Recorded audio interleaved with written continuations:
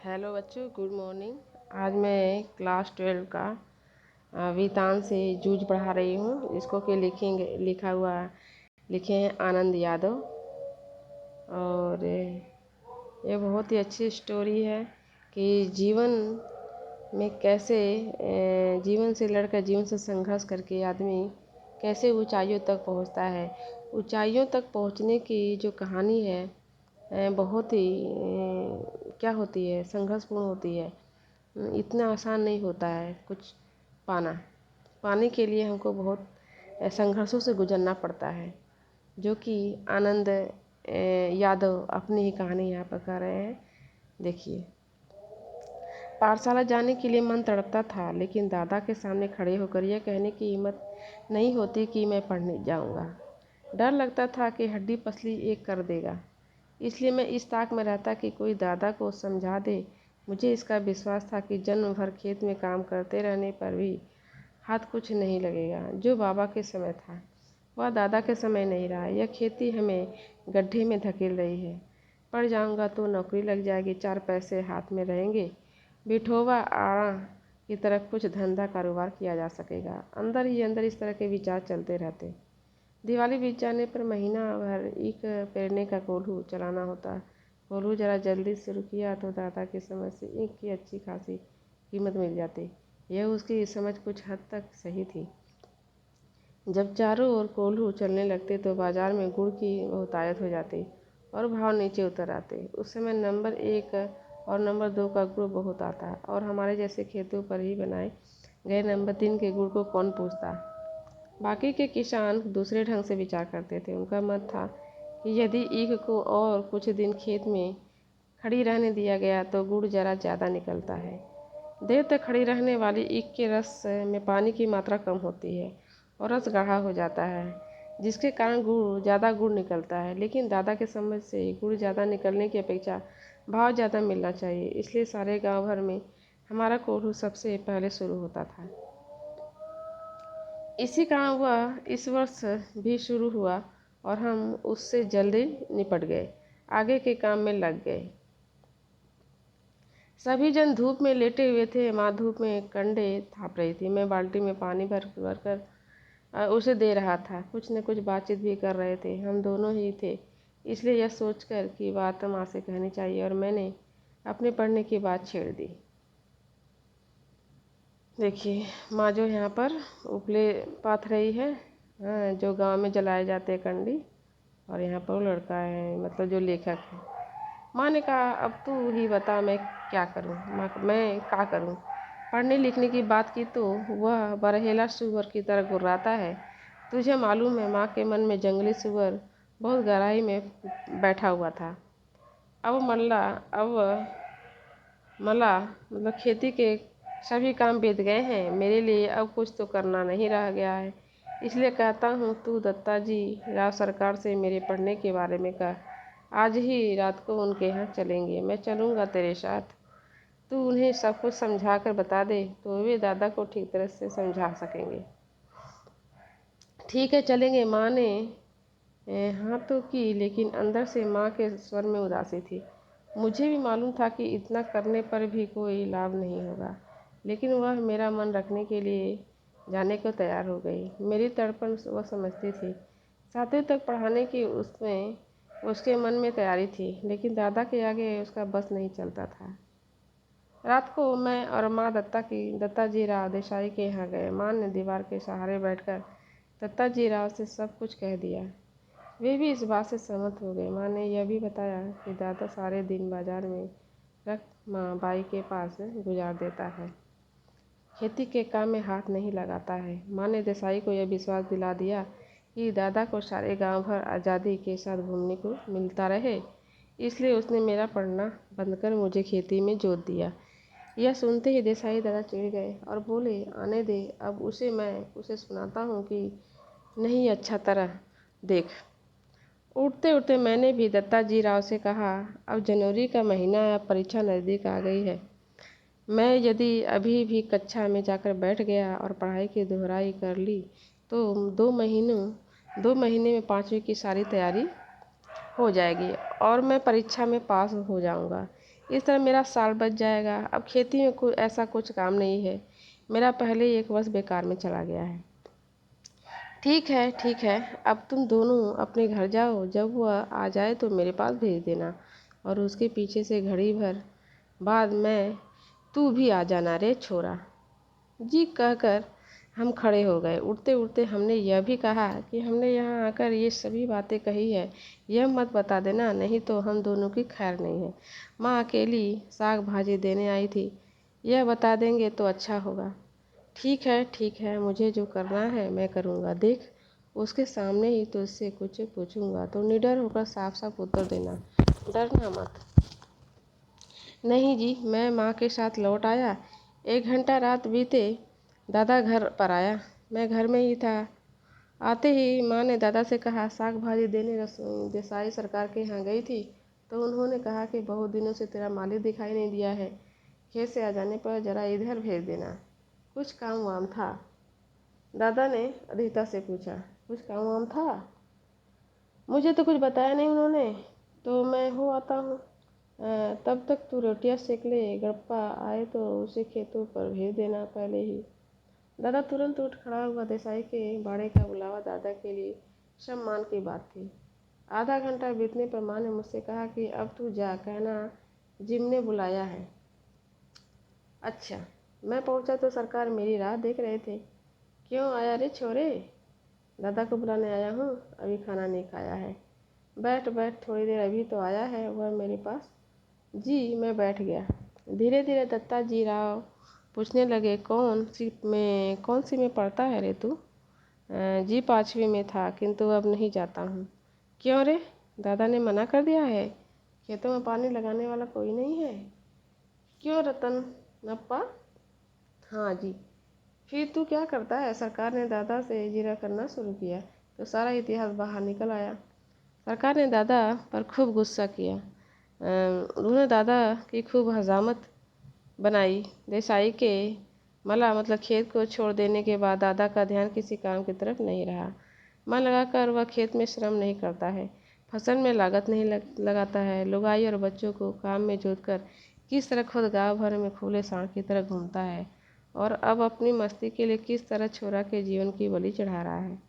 यह सब उन्होंने सुनाया। दादा के हर एक तर्क को दत्ताजी राव ने काट दिया और मुझसे कहा, सवेरे से तू पाठशाला जाता रहा, कुछ भी हो पूरी फीस भर दे उस मास्टर की और मन लगाकर पढ़ाई कर और किसी भी तरह साल नहीं मारा जाए, इसका ध्यान रख। यदि इसने तुझे पढ़ने नहीं भेजा तो सीधा चला आ इधर, सुबह शाम जो हो सके वह काम कर यहाँ और पाठशाला जाते रहना, मैं पढ़ाऊँगा तुझे। इसके पास ज़रा ज़्यादा बच्चे हो गए हैं, इसलिए तुम्हारे साथ कुत्तों की तरह बर्ताव करता है। मैंने मना कब किया है जी? इसको ज़रा गलत सलत आदत पड़ गई थी, इसलिए पाठशाला से निकाल कर ज़रा नज़रों के सामने रख लिया है।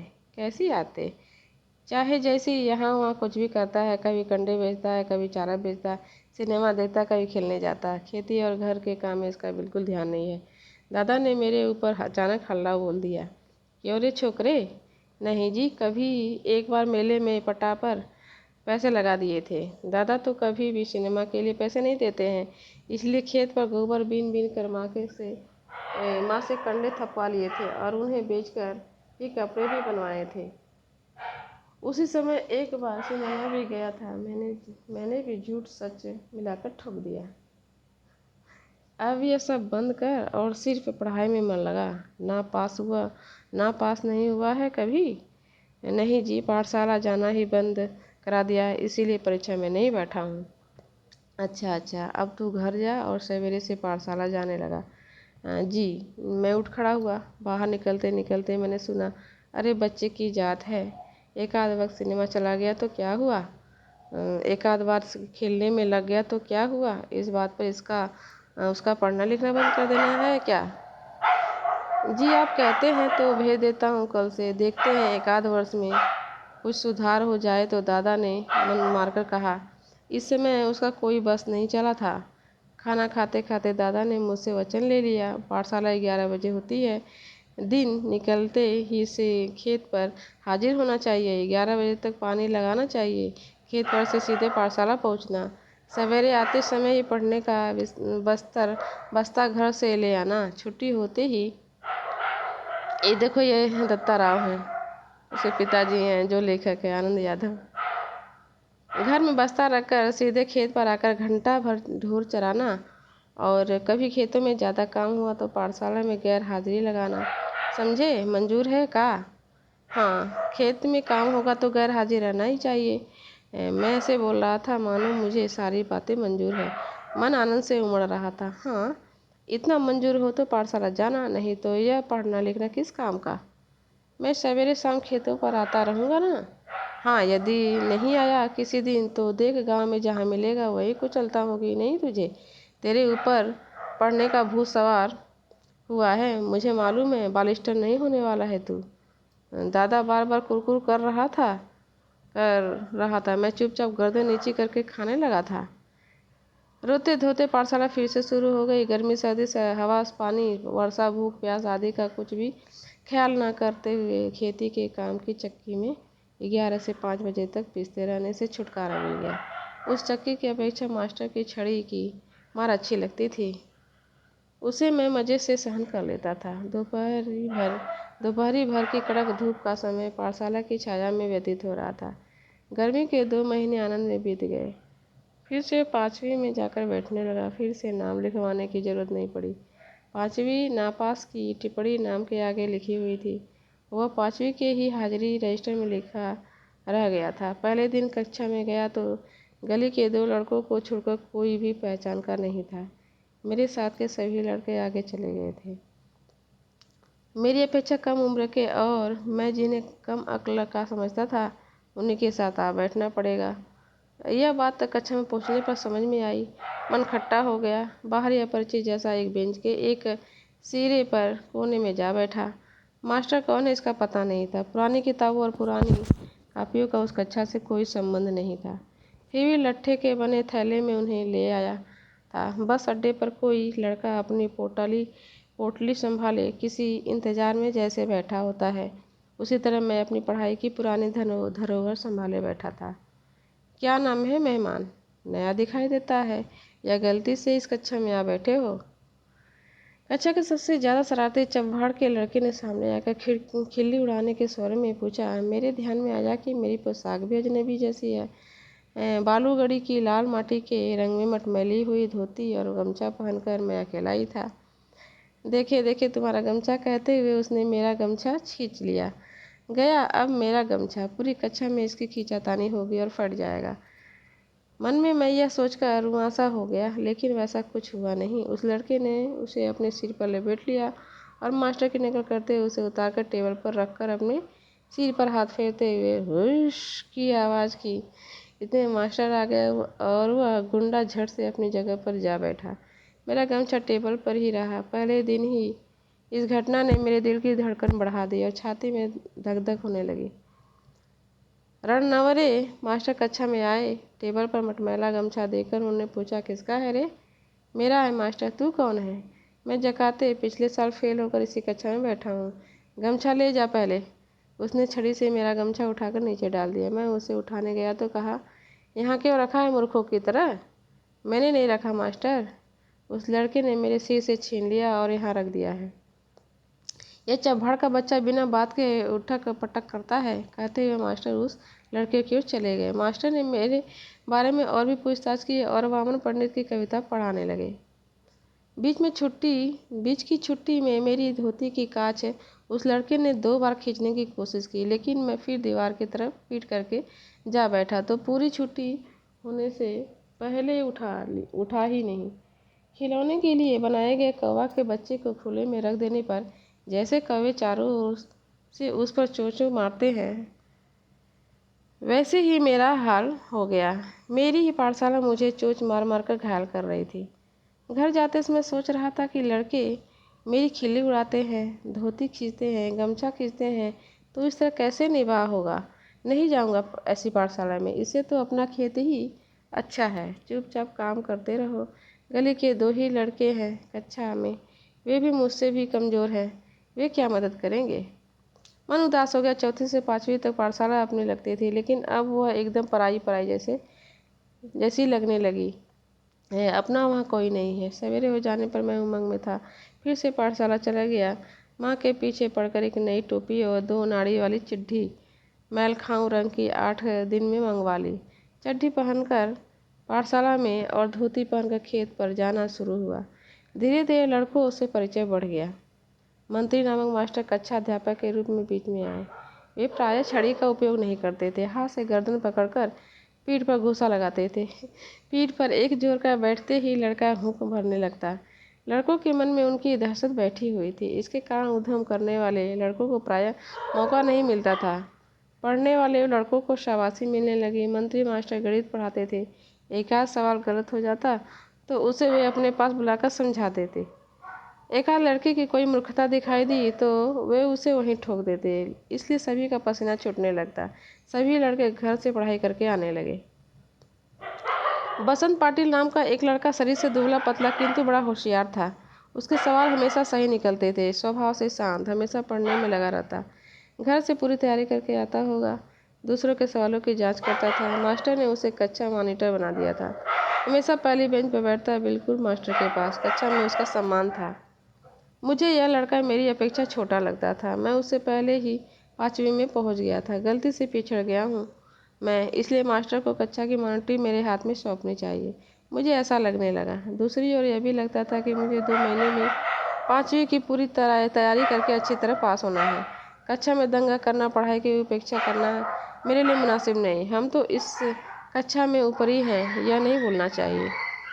इन सब बातों के कारण मेरा सारा ध्यान पढ़ाई की ओर ही रहा और बसंत पाटिल की तरह ही पढ़ाई का काम करने लगा। मैंने अपनी किताबों पर अखबारी कागज़ के कवर चढ़ा दिए, अपना बस्ता व्यवस्थित रखने लगा। हमेशा कुछ न कुछ पढ़ने बैठता था। उसने यदि कक्षा में कोई शाबाशी का काम किया तो मैं भी दूसरे दिन वैसा ही कुछ करने लगा। मन की एकाग्रता के कारण गणित झटपट समझ में आने लगा और सवाल सही होने लगे। कभी कभी बसंत पाटिल के साथ साथ एक तरफ से वह तो दूसरी तरफ से मैं लड़कों के सवाल जांचने लगा। इसके कारण मेरी और बसंत की दोस्ती जम गई। एक दूसरे की सहायता से कक्षा में हम अनेक काम करने लगे। मास्टर मुझे आनंदा कहकर बुलाने लगे। मुझे पहली बार किसी ने आनंदा कहकर पुकारा। माँ कभी आनंदा कहती है, परंतु बहुत कम। मास्टरों की सपनेपन के व्यवहार के कारण और बसंत की दोस्ती के कारण पाठशाला में मेरा विश्वास बढ़ने लगा। न व सौंदरगेकर मास्टर मराठी पढ़ाने आते थे। पढ़ाते समय वे स्वयं रम जाते थे। विशेषतः वे कविता बहुत ही अच्छी ढंग से पढ़ाते थे। सुरीला गला, छंद की बढ़िया चाल और उसके साथ ही रसिकता थी उनके पास। पुरानी नई मराठी कविताओं के साथ साथ उन्हें अनेक अंग्रेजी कविताएं कंठस्थ थीं। अनेक छंदों की लय, गति, ताल उन्हें अच्छी तरह आते थे। पहले वे एकाध कविता गाकर सुनाते थे, फिर बैठे बैठे अभिनय के साथ कविता का भाव ग्रहण करते। उसी भाव की किसी अन्य कवि की कविता भी सुनाकर दिखाते। बीच में कवि यशवंत बा भ बोरकर, भारा तांबे, गिरीश, केशव कुमार आदि के साथ अपनी मुलाकात के संस्मरण सुनाते। वे स्वयं भी कविता करते थे। याद आ गई तो वे अपनी भी एकाध सुना देते। यह सब सुनते हुए, अनुभव करते हुए मुझे अपना भान ही नहीं रहता था। मैं अपनी आंखों और कानों में प्राणों की सारी शक्ति लगाकर दम रोककर मास्टर के हाव भाव, ध्वनि, गति, चाल और रस पीता रहता। सुबह शाम खेत पर पानी लगाते हुए या ढोर चराते हुए अकेले में खुले गले से वे सारी कविताएं मास्टर के ही हाव भाव, यति, गति और आरोह अवरोह के अनुसार ही गाता। उन कविताओं के अर्थों से खेलता हुआ मैं आगे पीछे आता जाता था। मास्टर जिस प्रकार बैठे बैठे ही अभिनय करते थे, मैं पानी लगाते लगाते वैसा अभिनय करता था। क्यारियाँ पानी से कब की भर गई हैं, इसका भान भी नहीं रहता था। मास्टर की चाल पर दूसरी कविताएं भी पढ़ी जा सकती हैं, इसका पता भी मुझे उसी समय चला। इन कविताओं के साथ खेलते हुए मुझे 2 बड़ी शक्तियाँ प्राप्त हुई। पहले ढोर बजा चराते हुए, पानी लगाते हुए, दूसरे काम करते हुए अकेलापन बहुत खटकता था। किसी के साथ बोलते हुए, गपशप करते हुए, हंसी मजाक करते हुए काम करना अच्छा लगता था। हमेशा कोई न कोई साथ में होना चाहिए, ऐसा लगता था। लेकिन अब अकेलेपन से कोई ऊब नहीं होती। मैं अपने आप से ही खेलने लगा। उल्टा अब तो ऐसे लगने लगा कि जितना अकेला रहूं उतना अच्छा। इस कारण कविता ऊंची आवाज़ में गाई जा सकेगी, किसी भी तरह का अभिनय किया जा सकेगा। कविता गाते गाते थुई थुई करके नाचा जा सकता था। मैं सचमुच ही नाचने लगता था। मैंने अनेक कविताओं को अपनी खुद की चाल में गाना शुरू किया। अनंत काड़ेकर की कविता, जिसकी पहली पंक्ति इस प्रकार है, चांद रात पसरीते पांढरी गाया धड़ीवरी, वो मैंने मास्टर की चाल से अलग अपनी चाल में बिठाकर गाई। यह चाल एक सिनेमा के गाने के आधार पर थी। वह गाना केशव करणी जाति नामक छंद में था। उस कविता को मैं मास्टर की अपेक्षा ज़्यादा अभिनय के साथ गाता था। चेहरे पर कविता के भाव पैदा करने का प्रयत्न करता था। मास्टर को मेरा प्रयत्न इतना अच्छा लगा कि उन्होंने छठी सातवीं कक्षा के सभी लड़कों के सामने मुझे बुलाकर गवाया। पाठशाला के एक समारोह में भी उसे गवाया। इसके कारण मुझे लगा कि मेरे कुछ नए पंख निकल आए हैं। मास्टर स्वयं कविता करते थे। अनेक मराठी कवियों के काव्य संग्रह उनके घर में थे। वे उन कवियों के चरित्र और उनके संस्मरण बताया करते थे।